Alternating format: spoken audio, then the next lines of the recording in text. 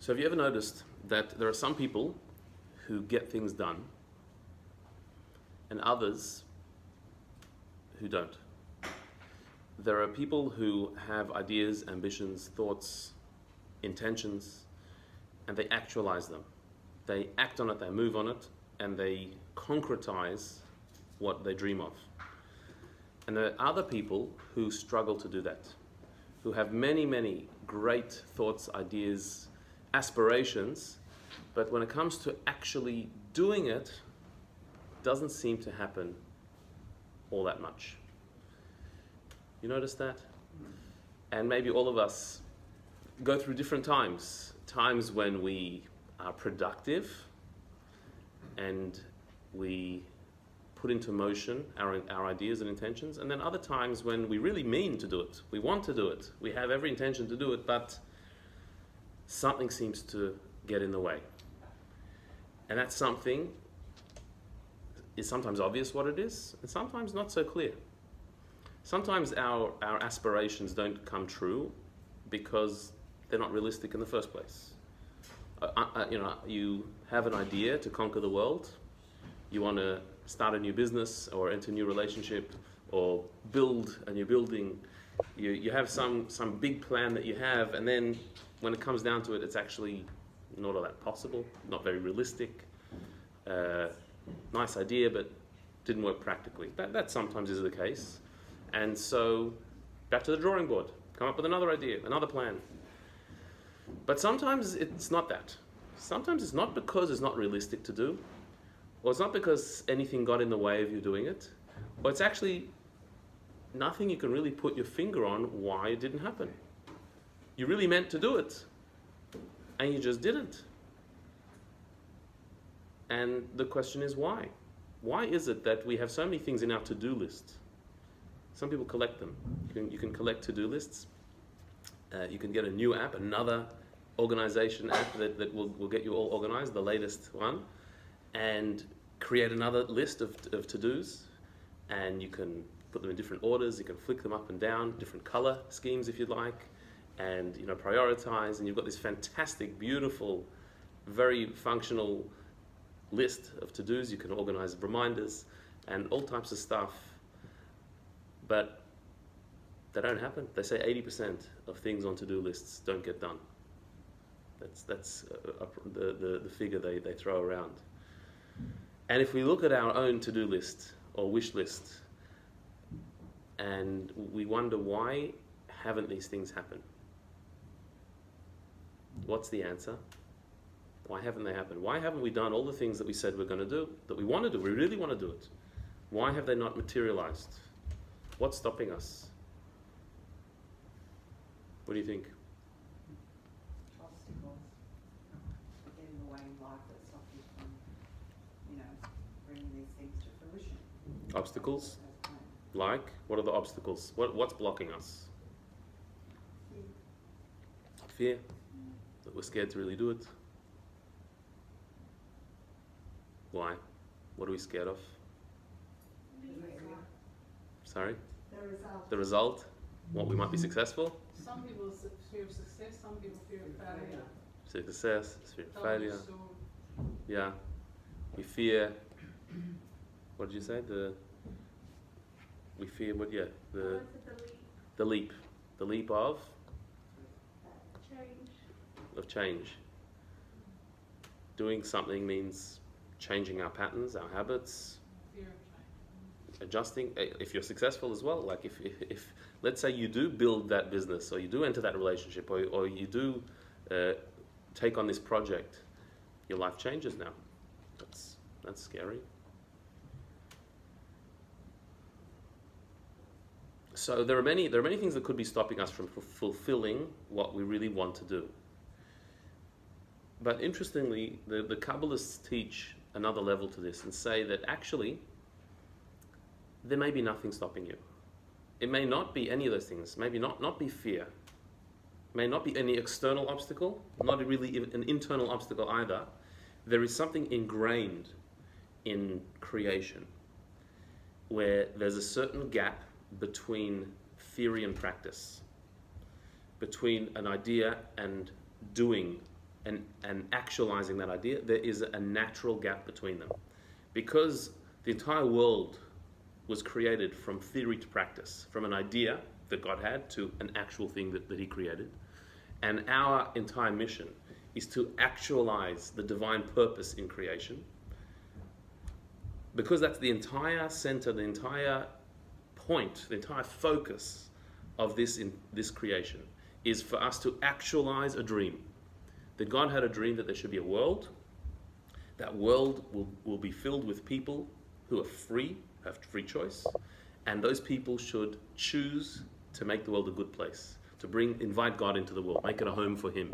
This was the purpose of creation from the Kabbalistic perspective, to actualize a dream. And so since that's the entire purpose of creation, it's a big deal. Actualizing a dream is a big deal. And therefore there's a natural resistance. It takes effort. It takes toil. It takes real focus to make it happen. Because when something is important, it's hard to do. And doing, creating, making it happen is so important, so central to the universe that it's hard. It's naturally hard. So even if you have no obstacles at all, no fears at all, and you have a great plan, a great idea, it's going to be hard to make it happen. There's a certain gap between theory and practice that you need to overcome. Some people seem to have this better than others. Some people seem to have a natural sense of doing, and others are just more theoretical people, a bit more removed from actual reality. And each one of us can work on it. To understand this, we're going to introduce the next layer of the 10 sefirot that we've been examining, the 10 emanations, the divine energies that God used to create the world, which are reflected in our personality as 10 energies. And we've gone through already 6 of those energies. We're going to attempt this evening to go through the last 4. We'll see how we go. It's interesting. The first 6 that we've looked at are much more written about and spoken about and explained in Kabbalistic writings. The next 4, particularly the first 3 of the next 4, there's not a lot said about them. And we'll see why. They're a little bit more subtle than the ones before it.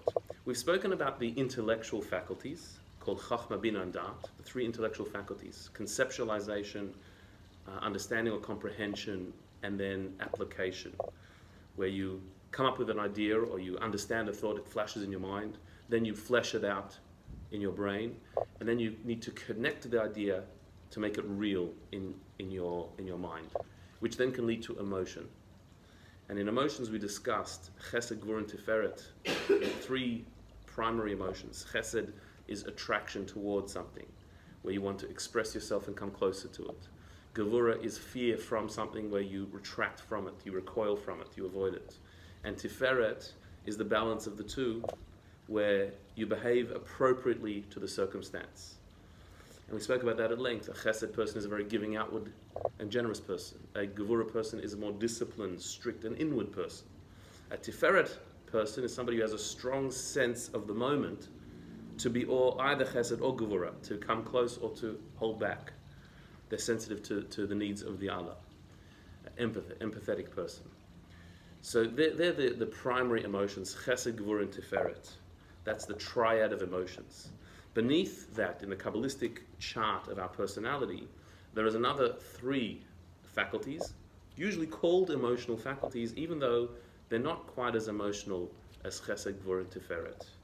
And they are called Netzach, Hod, Yesod. The literal translation of those words, Netzach means endurance, Hod means submission, and Yesod means foundation. But those translations are not very helpful. We need to go through these 3 faculties and understand them in personal examples, and we'll see how they fit.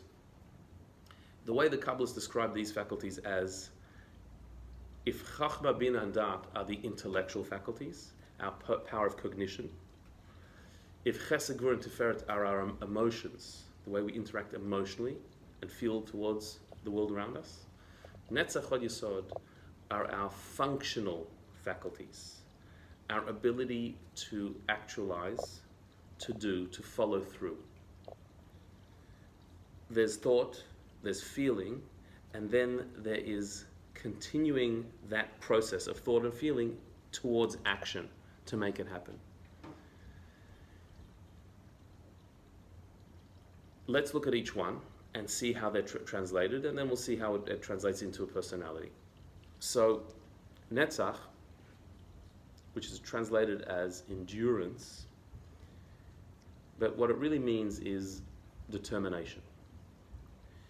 There is a sense where you have a conviction, you know something is right,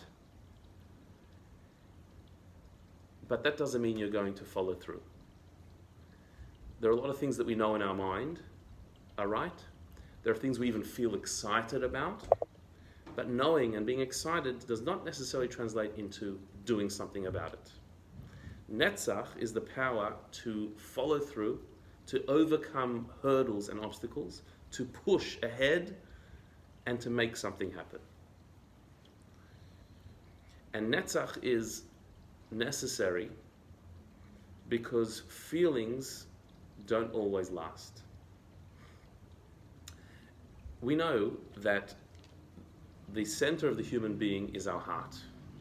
Not our mind, but our heart. Even though the brain is what controls all of our being, our heart is what makes things happen. If you know something in your head but you're not passionate about it, then it's not you. What you feel about something is much more you. So, for example, in theory, we may know in our heads that we're in a bad relationship. We know it in our heads. But if I'm in love, then that just doesn't count. The knowledge in my head just doesn't mean anything because I'm in love. And so my love is what pulls me to this relationship, even though my head is telling me that it's a bad one, it's silly, and it's going to end really ugly. And that logic simply doesn't matter. Everybody around me can be telling me how crazy I am to be in this relationship because it's not a good one. But I don't listen to them. They don't know what they're talking about. Even though in my head I actually know what they're talking about. It makes sense what they're saying. But my heart tells me that I'm in love, and so therefore I follow my heart. That's how it's going to go. And until my heart is broken, or until something happens to shatter that, I'm going to continue. Because if that's where my emotions are pulling me, my head will follow that. My brain has the power to direct emotions, but when I'm in a state of emotion, which is what being in love means, so then my head is not working properly. Which, by the way, is really good when you're in love with the right person. It's actually fantastic that our brain is distorted by love when you love the right person. To look at somebody in a clouded, not so objective way is actually really good. To overlook people's flaws is fantastic. Is to be unreasonable in your positive view of someone is really good when it's a good relationship. This is why God created us in such a way that emotions cloud intellect. Because we should overlook stuff in a relationship. We should be able to say it's okay. We should be a bit biased about the people we love when it's a good relationship. When it's not a good relationship, it's bad news. When you're emotionally involved and it's not good, your mind is clouded, and even though you know deep down it's wrong, but that just doesn't matter. Nobody's logic is going to work. We all know this when we've tried to convince our friend who's in love that it's a bad idea, and they just can't see it. They don't listen to you because their heart defines what their mind accepts. So our emotions are actually the center of our self. The brain has the power to overwhelm that, to overcome that. But when you're in a strong state of emotion, the brain is overcome itself. And so when it comes to doing, we only tend to do something, not because we know in our head that it's right, but because from the head it's gone to our heart that we have a feeling, a conviction to do it. That will inspire us to actually act. We act when there's an emotional connection to something. So if I tell you about a cause that is a very important cause, there's somebody collecting money for a needy family who are hungry on the streets. So in your mind, you already know that's the right thing to do. We should help such a thing. But you're probably not going to do anything about it until there's a bit of emotion aroused. You have to feel something for the person that you're giving to. So, I said it's working. We'll speak later. But if I show you a picture of a hungry child, and I say, look, this child's name is Ben, and tonight he's going to bed without dinner. Suddenly, like a human being has to feel something. You can't ignore that, and then you want to do something, which is much more impactful than there's a hungry family out there, or there's a family in need, or there's a charity collecting for people. These are just theoretical words. In your head, you know it's right. But when your emotions are aroused, when you actually feel empathy or a sense of, I want to be kind, I want to give, then you're much more going to do something. But that will only work if the appeal is right now. If you see the picture and you feel the pity, and then I say, okay, here's the hat, you can put your cash in, or here's the credit card machine, you can swipe right now. Then it's effective. But if I say, okay, so I'll call you later, I'll email you the details later, you might still do it, but you might not. Why? The kid's not hungry anymore? You don't care anymore? What's changed? Immediately when I show you the picture, you want to give right now. If it's later on, what's happened? It's an instant feeling. It's that whole like instant my heart needs to go do this now. Whereas like when the time's passing, you no longer have. Your feeling's still there, but it's just not that instant. Right. As I'm feeling that emotion of pity, of kindness, of wanting to give, so then I can act. The problem is that later on, that feeling is not so apparent anymore. I'm not looking at the picture anymore. I'm distracted. I've gone on to other things. So it's not that my value of giving has gone. It's not that my generosity has changed. It's not that I don't care about this person. It's that the feeling, the emotion has gone. And so once the emotion has gone, the impetus, the drive to give has gone and needs to be re-aroused.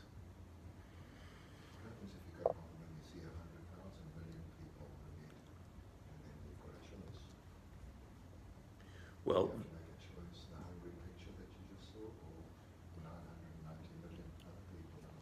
that's a choice we have to make all the time, because there's millions of people hungry out there. But the word millions doesn't even mean anything to us, and they don't have a face. Whereas when it's Ben, who's this kid, I'm aroused to give. Of course, there's no difference, really. Although, interestingly, in Jewish law, there is an idea that an immediate need that's before you takes precedence. You've got to help that person.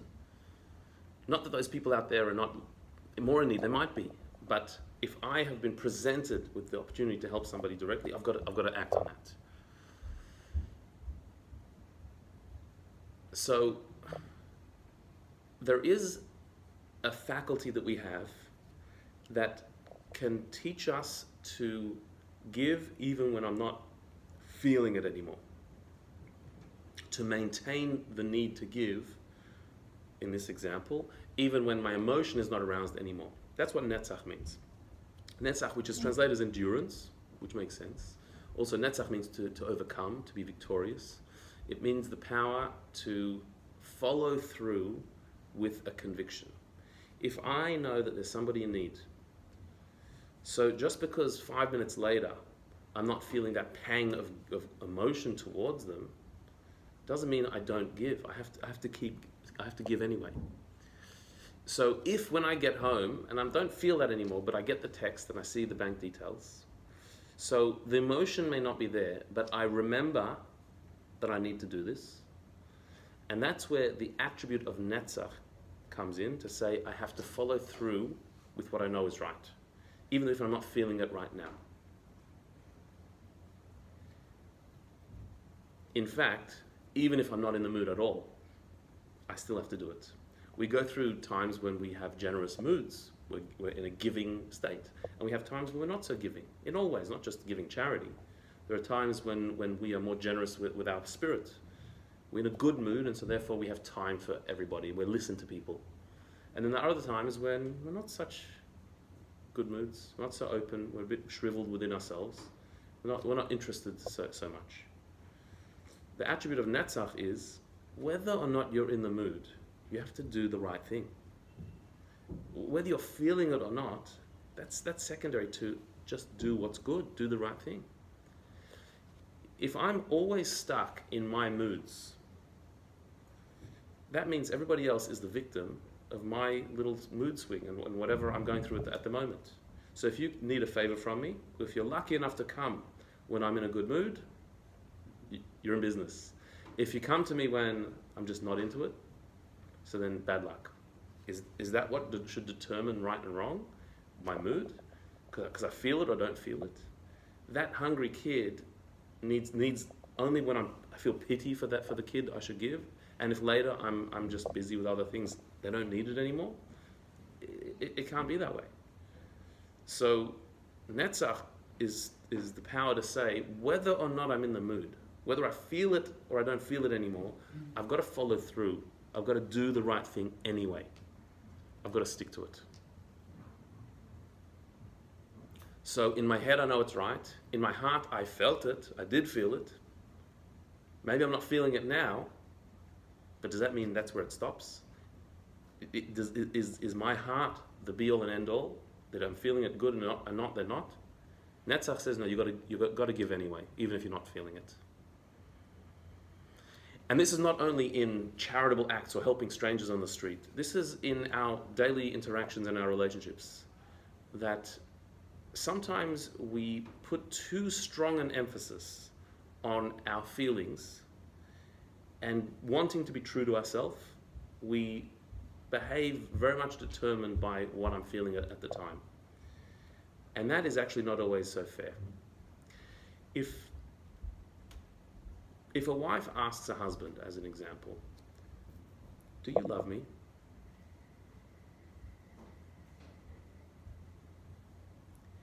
And it happens to be that at that time, the husband is not feeling a very passionate, strong love.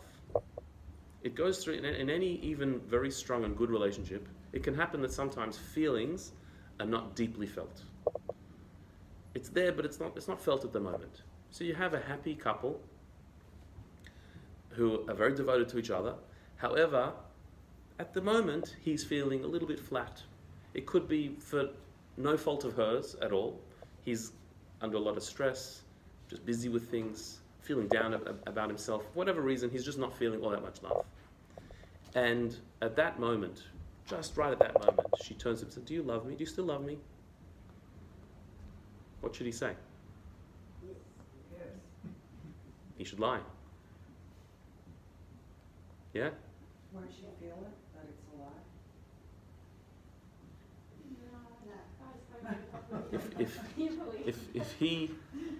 If he's not feeling any love for her, shouldn't he just be honest and say, He's not feeling any? at that moment, no. Feeling, he's not feeling. So, do you love me? Shouldn't he be honest and say, well, funny you should ask that, because at the moment, not feeling all that much love. No, because the overall, Isn't honesty important in relationships? but the overall picture is that he does love her. So just in that instant, he might not. So that is actually not true, because overall he does love her. Okay, so you should say, look, overall. He doesn't have to give the whole In general, I definitely love you. At the moment, whether I feel it or not, is there? He doesn't need the details. So he should just out and out lie and say, of course I love you. Out and out lie, it's actually probably true. Exactly. The overall picture is that he does. It continues, but it has its ebbs and flows. So Depends on the why context go she's into asking, do you love me? It'll Like, if just that hurt was- her.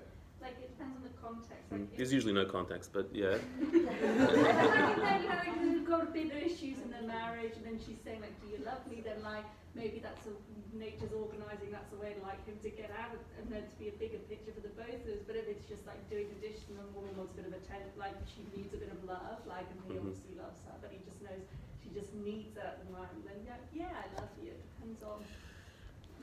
It somehow reminds me of that fiddle on the roof thing, you know, he goes, do you love me? 25 years on whatever. Yeah. Right. So I don't think any of us vote for him to be just blatantly honest and to say what he's feeling at that time. I don't think anyone thinks that's a great idea. That would be extremely hurtful to her and damaging to the relationship. And also, we don't believe it's actually true because feelings come and go in their expression. But that doesn't mean that deep down there's not love there. It doesn't mean there's a deeper sense of love. The love is not just a feeling. It's not just the fluttering of the heart and the butterflies. There's something deeper, which is there's a commitment to this relationship. And whether I'm feeling it at this moment or not is secondary to the real fact, and that is that I love you. And so he can truthfully, honestly say, of course I love you, and say it with true conviction, even though at that moment he's not feeling it in his heart, because it is there. That is Netzach love as opposed to chesed love. Chesed love is an emotion that I feel, a gushing of wanting to give. Whereas Netzach is, I'm determined to follow through with this commitment to this love, and therefore I do love you, even if I'm not feeling it right now, because I know it's there. And the reason I'm not feeling it is because emotion by definition is fickle. Emotions come and go. That's by definition. There's no such thing as a stagnant, constant emotion. That's called a fixation. It's not an emotion.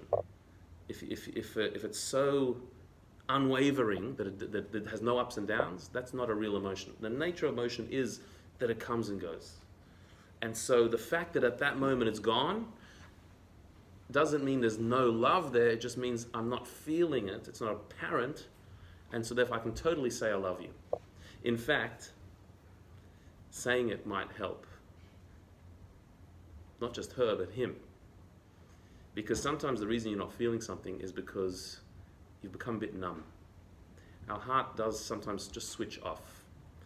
And that usually comes as a result of being a bit self-absorbed.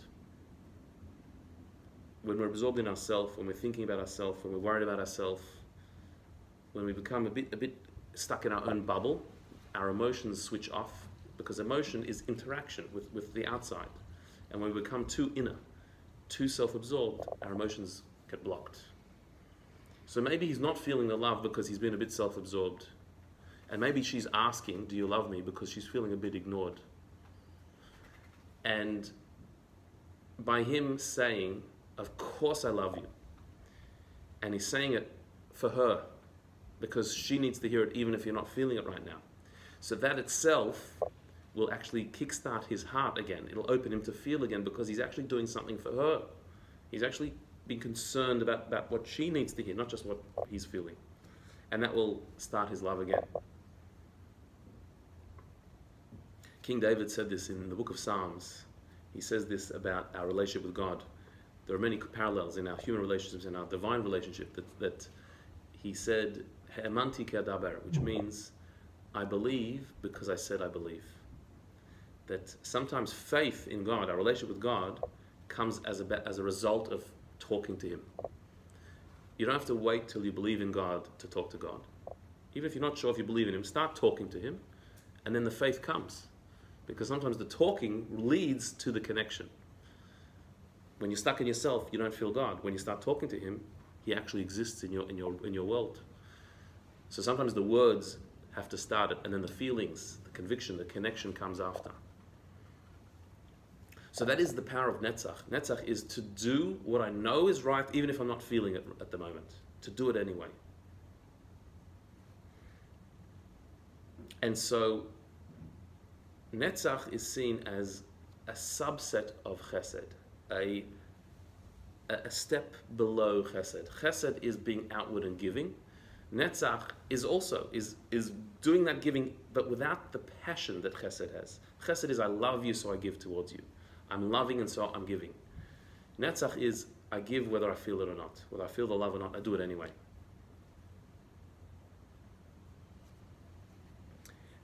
And so just like Netzach is a subset of chesed, or beneath chesed, so too the opposite side, hod, is the subset of gevura. Gevura, we said, in the emotional realm, is to withdraw, to hold back, to be disciplined and controlled. Opposite of chesed, which is being outward and giving, gevura is holding back and withdrawing. But gevura is more the feeling side of that. Hod is the doing side of it, where you actually submit. The word hod is sometimes associated with humility. Humility is the ability to stand back and allow somebody else to shine. To hold yourself back, not to assert yourself, but to give space for another. That I don't always have to be the one who's giving. I can sometimes be the one who receives as well, and to let other people give and contribute. And that's a very different attribute and power. Netzach is to be assertive, to do. Hod is to be submissive and to let others do. And it's a totally different skill. Some people are natural doers, but find it very difficult to let somebody else do for them, to create a space for somebody else to do. In chesed and gevura, that's in emotion, being loving, or gevura is to receive love, to hold myself back so you can love. And Netzach and hod is in action. Netzach being to do, to assert, to do the giving. And hod is to actually hold back and to create a space. To have the humility to allow somebody else to give. And in some ways it's even harder than Netzach. Receiving could be much harder than giving in many cases. Even though it would sound very easy. To receive, to sit back and receive, to let others do, for me, great. Sounds fantastic. So I shouldn't have to do. I'll just sit back and let them do. Amazing. That sounds really, really easy to do. Giving means I have to put effort. Whereas receiving means I don't put the effort, let others put the effort in, and I'll just enjoy it. Sounds easy. But in actual fact, for most of us, it's probably much harder. Because the real difference between the Netzach expressing and giving and the hod submitting and allowing somebody else to give is when I'm doing the giving, I'm in control. I'm actually calling the shots. Whereas when I have to receive, I'm allowing you to call the shots and I'm becoming vulnerable. By receiving, I'm being needy. I'm allowing you to step into my world. And that, for many of us, is much harder. So it is a separate power and an opposite power. There are some who are great at this. Some who are fantastic at allowing space for others. Giving the stage to others. And letting them take charge. And it's an active thing to do. It doesn't mean passively doing nothing. It means actively allowing somebody the space. You know this when you're in conversation with somebody. There are some people who give you space in a conversation and others who don't really. They're the people who will ask a question, but they'll answer it themselves. They don't wait for your answer. Or they talk to you, but it's more at you. Like there's no you in the conversation. They're just controlling the conversation. That's much easier in many ways. Whereas there are other people who sit there and don't say much, but somehow the way they listen, the little facial expressions and little interjections they make, it invites you to say more. And before you know it, you've shared much more than you expected, and you feel good about it. You feel comfortable. You feel that that you're actually being listened to. That's the power of hod, to actually make space for somebody, to hold myself back and to let you come in. So people who are good at Netzach and Hod are different to people who are good at Chesed and Gevura. Chesed and Gevura, the feeling of generosity, the loving kindness of Chesed, or the strictness, the inwardness, the discipline of Gevura, are much more in the realm of feeling, how I feel. Netzach and Hod are much more in the realm of actualizing, of following through, of function, of doing it. So an extreme chesed person, or somebody who's got very strong chesed, may be very generous in their heart, very loving in their heart, but they may not get around to doing everything that they wanted to do. A kind person, but they didn't actually follow through with it. And if they're not in the mood, then nothing's going to happen. Whereas a Netzach person means someone who just gets the job done. Mood or not, just do it. Same with Gevura. Gevura is a person who's very inward, very disciplined internally, but whether they'll actually be able to express that to somebody else, that inwardness, to be humble, to give the space to somebody else, that's a hard thing. That has to go down to the next level. So, like, each one of us have different areas where we struggle to just do it. For some, it's making a phone call. I think today it's become even more difficult. It's very easy to just text somebody, but to actually make a phone call is overcoming a certain barrier. Because what if they don't answer? Or what if I'm interrupting them? Or what if they don't want to talk to me now? Or all these strange what ifs that come to our mind, why it might not be a good idea to actually make the phone call. And if I need to ask somebody something, what if they say no? And so there are some people who just don't even know what I'm talking about. That description of the anxiety before a phone call. Sorry, what? I don't know what you're talking about. You just pick up the phone and you call. So that's a Netzach Hod type, somebody who's in the realm of function, of doing. So for them, there's just no issue. Just get up and do it. Whereas somebody who is much more in the Chesed Gevura world, it's much more about how I'm feeling, and am I ready for this, and can I do this? And so to actually do it becomes a whole challenge, to move into the world of action and do it.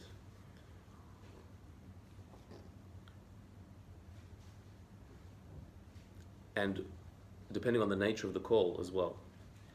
If the call is to tell somebody something, offer something to somebody, so a Netzach person is very good at that. If it's about asking of somebody, you need something from them, that's more of a Hod thing. Netzach is good at pushing themselves and asserting themselves. Hod are good at asking, drawing out of somebody, allowing somebody else to do.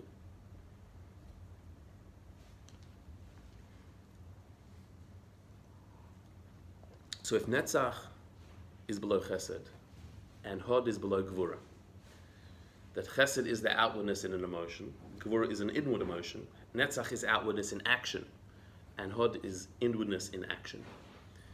So in the middle column there is Tiferet in the emotions, which we said is the power of empathy, and beneath that is yesod, which though yesod is translated literally as foundation, but the better translation would be connectivity, or the power to relate.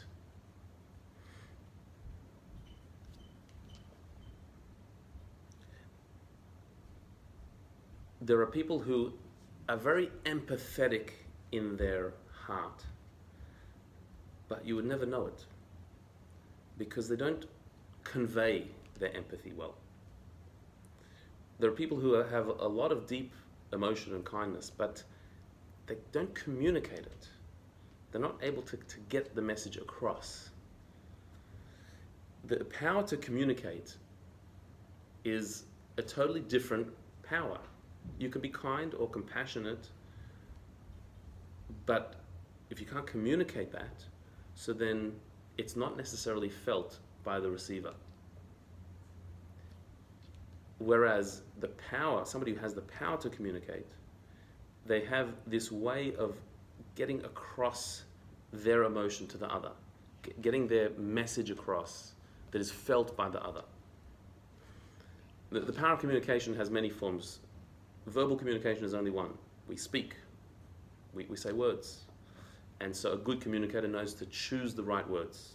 But not only that, there is an emotion behind their words. When somebody says something to you, there's the words they're saying, and then there's the emotion behind it. And that emotion is communicating as much, maybe more, than the words you're saying. It's interesting, little babies, when they're starting to verbalize, they can express the emotion or the feeling even before they express the words.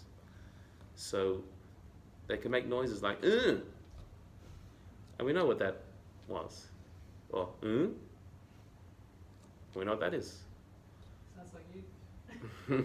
That's right. Exactly. Yeah. Yeah. Well, yeah, you can just use the word nu in Yiddish for any meaning. It just depends on the noise that you made. No. No. No. So a baby has that power. They already pick up the expression before the words, because that is the most basic form of verbal communication, is the noise, the tune. And so as we develop the words, we develop a tune, and you can tell when somebody's talking to you and they mean it or they're just saying the words. There is something to it. Part of it is the tune, the emotion behind their words. So, when someone says, "Hi, how's your day?" Okay, that was a platitude. It's a polite thing to say. Or say, "How was your day?" That's different. Like there's feeling behind it. I'm interested to hear the answer. So the power of yesod is the power of communicativity, of connectivity, of putting into our words an emotion, a bond. I'm connecting with you when I'm talking. The tune is one part of it. The words you choose are another part of it. The eye contact is a part of it. If I'm looking at you when I'm talking to you, so then I'm connecting with you. Whereas if I'm looking away or at my phone, I'm not talking to you. I'm not connecting to you. The facial expressions show that I'm with you. There's all a part of communicating. The timing of it. When I ask. If I ask, but you're in the middle of talking and I'm asking you a question, that's not communicating either. If I time it right.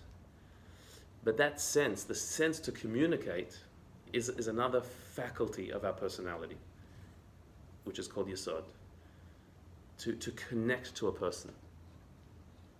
And there are some people who are great connectors, who you meet them once and you feel like you're best friends, because they just have this ability to connect. The way they talk to you and the way they look at you in the eye, it's just, you feel connected to that person. They've communicated themselves well. Others are not. Others struggle with this. They're nice people, but they just can't quite communicate that across. Either because they lack the language, or they're not sure of themselves, or it's just a weakness in their character. The communication is a weakness, not their morality. They're a good person, just not a good communicator. So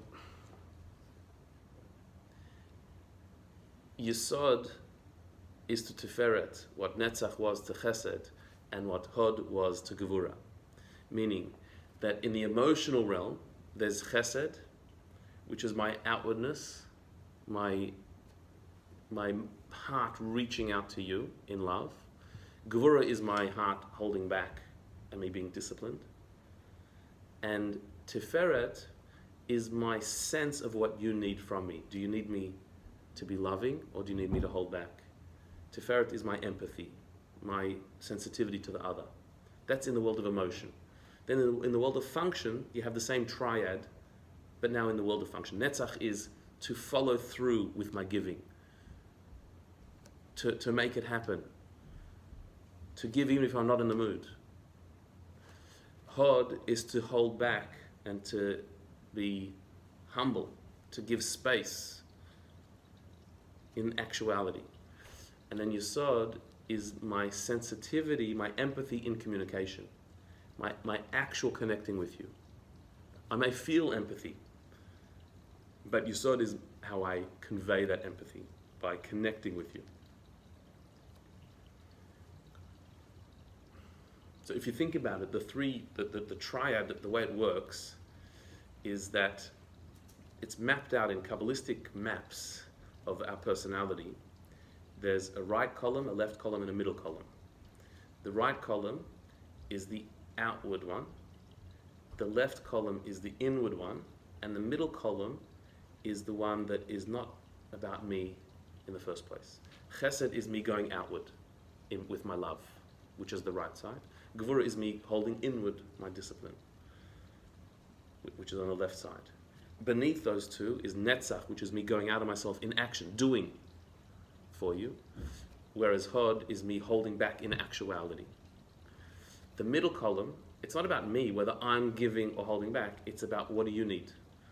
Tiferet is me being empathetic and sensitive to you, going out of myself and being aware of you. Yesod is my ability to connect with you, to speak in a way that you can hear it. So when somebody talks with Yesod, it means that there's a relationship there. And this is hard to put your finger on, but it's so different. A conversation between people who have a relationship is so different to the same conversation between two people who just don't have a connection, a relationship. And that is the element of Yesod. And it's interesting, in both of those triads, we said that each one of us tend one way or the other, a little bit to the right or a little bit to the left. We might be a bit more of a chesed, outward giving person, or a bit more of a gevura, inward disciplined person. Or maybe we're an extreme one way or the other. Most of us tend one way or the other. We have both, but we have a tendency one way or the other. And then in the middle column, each one of us, whether you tend this way or that way, each one of us have a certain measure of that. So, are you a very chesed person, giving, loving, generous, and a bit undisciplined? Or are you a very gevura person, structured, inward, and maybe a bit stingy? And either one that you are, how much tiferet do you have? How much empathy do you have? How much sensitivity do you have? You have a certain measure of it. So too with Netzach Hod Yesod. Some people are assertive. Others are very humble and submissive. And we tend one way or the other. And whatever you are, how much Yesod do you have? You may be Netzach, assertive, or you may be Hod and submissive. But how much Yesod, how much connectivity do you have? How good are you at relating and others to relate to you? How tactful are you, aware of your surroundings and able to behave appropriately and act appropriately? Each one we have to a certain measure. We may tend this way or that way, and a certain measure of the middle one.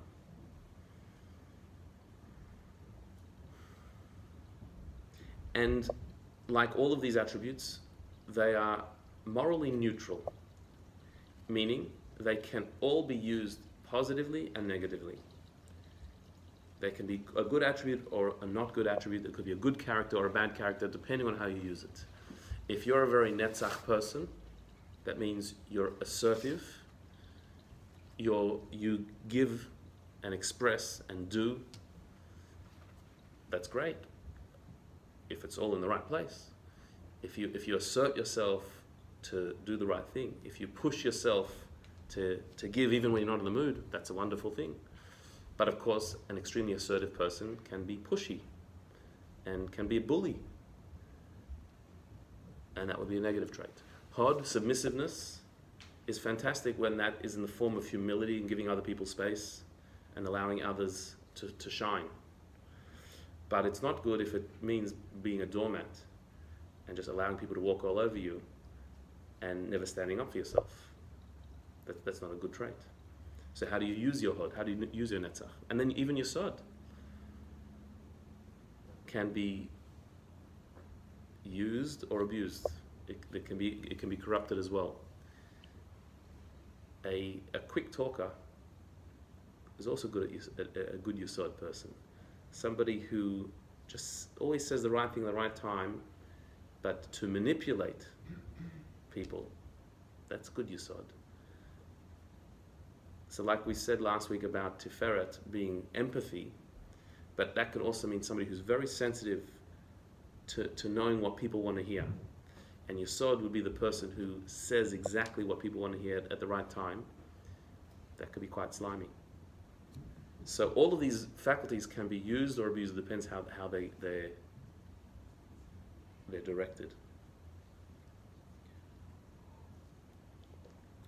And then there's one last attribute called malchut. Malchut literally means kingship or royalty. And this one is described as being nothing and everything. That malchut doesn't actually have a shape of its own. It's not an attribute of its own, and yet it is the key to all the others.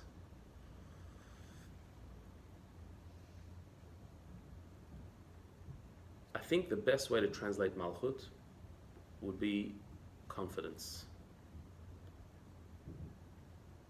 A sense of royalty means a sense that I have value and worth. What I do and what I say is worthwhile, and therefore I should do it. A person with confidence is a person who has the conviction to express what they think, what they feel, and they actually do it. A person without confidence could have all the attributes, but without confidence, nothing will actually be expressed.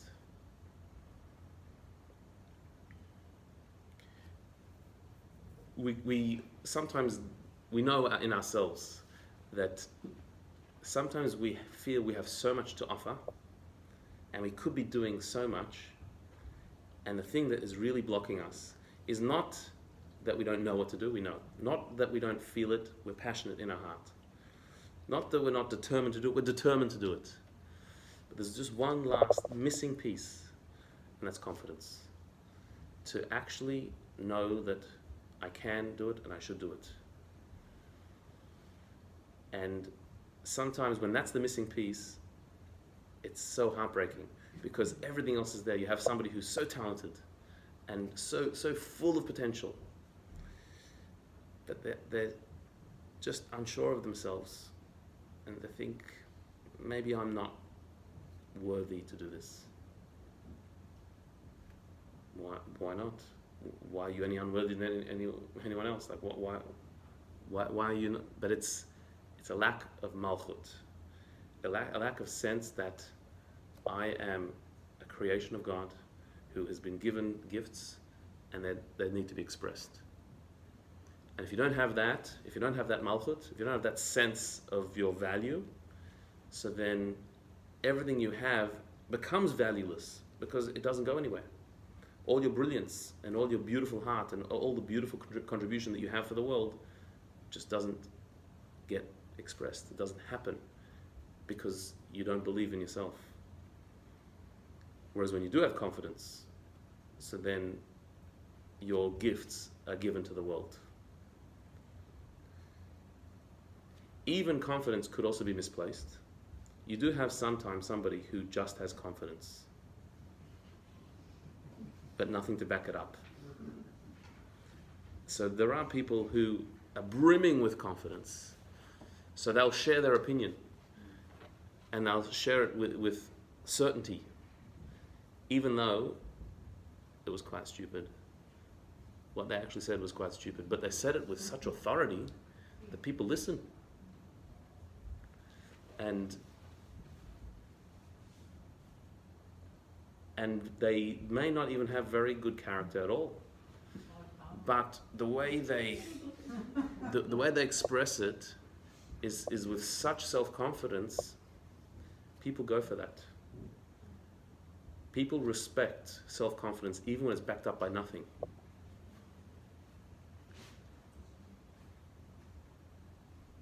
Which is sad. That's the superficiality of self-confidence. But the place where self-confidence has, the positive place it has, is that when it's backed up, when you have something to offer, it's the confidence that makes it happen, that expresses it, that puts it down into the real world so others can enjoy it. Whereas without that confidence, you keep it to yourself. So where do we get confidence from? Where do we gain confidence? So the Kabbalists say that malchut is the lowest, it's the last of the 10 faculties, but that's because it's rooted in the highest. That the way the sefirot work is that it's not a linear system of up and down, but it's a circular system. The lower you go, the higher you're going to the top. And so the lower something is, the higher its source. So where malchut, where confidence really comes from, is from the essence of the soul, the deepest part of the soul. That when you recognize your true identity, who you really are, and that is that you are a soul that is divine, that is a piece of God, divine energy that's invested in this world, that therefore has infinite power and unique value and worth, that God has placed a piece of himself, which is you, and put it in this world to fulfill a unique mission that nobody else could do, to make a contribution that nobody else can bring into the world. And when you recognize that he's given you the powers to do that, and he's given you the opportunities to do that, and all the blockages and all the obstacles and everything that gets in the way is also part of that, because that's how you express your powers, through the obstacles and overcoming them. When you recognize that's who you really are, so then you get confidence, because confidence is not from what you've achieved. Confidence is what you can achieve. It's not looking at your scorecard or what you've already gained or what you've done in the world and say, well, I haven't done much, so how should I be confident? Confidence is what you can do and what's been invested in you. To know without any doubt that you're not here by mistake, but you're here intentionally, that God, a loving God and an intentional God, created you with intention. To know that he had a world already with lots of people in it, but he sent you because there's something you give that nobody else can give. When you recognize that, that gives you confidence, because it's coming from a higher place. It's not from you, it's from somewhere higher. That's very different to arrogance. Arrogance is saying that I'm great, I'm better than others. Confidence is that I have an unbelievable potential, just like everyone else has, but mine's unique. I have mine. And so without that, I can't do anything. With that, there's nothing I can't do. There's a strong reliance on God in that. And I feel, just from hearing you speak, that it's almost like malchut seems the one that's also so dependent on the people that you're surrounded by. So that inverse relationship makes a lot of sense to me, but it can be a tough one if you're calling on God to give you that confidence when it can so easily be, it's like you're supported by that, by your family really. Yes. To bring that into you, and if you're not getting that, and that's the one is so vulnerable in a way, because you're talking about the essence, it's a really difficult place to be. Yeah. And you're absolutely right, because ironically, it's the part of you that is, on one hand, the deepest part of you, but also the most exposed part of you. Because what makes us lose our confidence, it's usually other people that discourage us or never encourage us,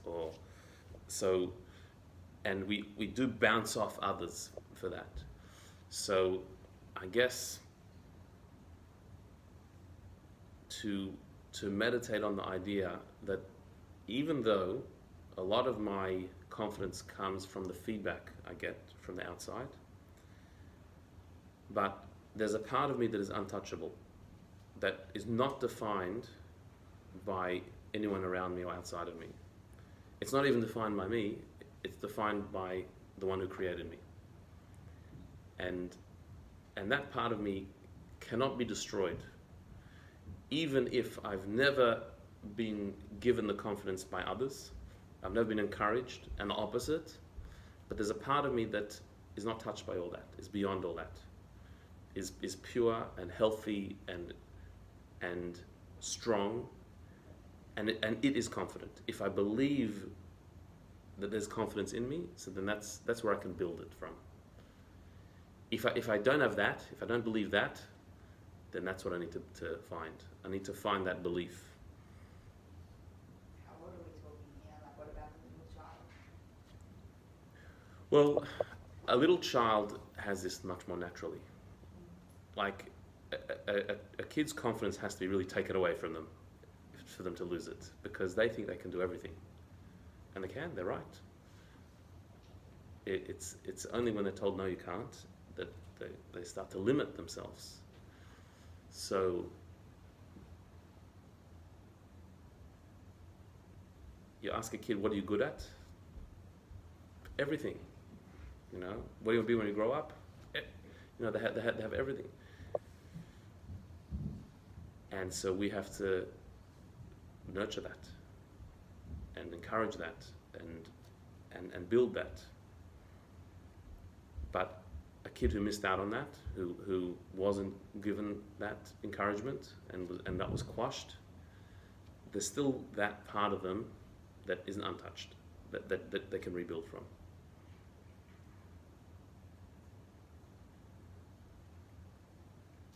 And that's something we can do not just for kids, but for everybody around us. That the more of that middle column we have, the sensitivity to the people around us, and the ability to communicate that to them, the more we can build up each other's confidence by complimenting and noticing what others do, and even just by believing that others can do. That can help them. If there's somebody who they don't believe in themselves,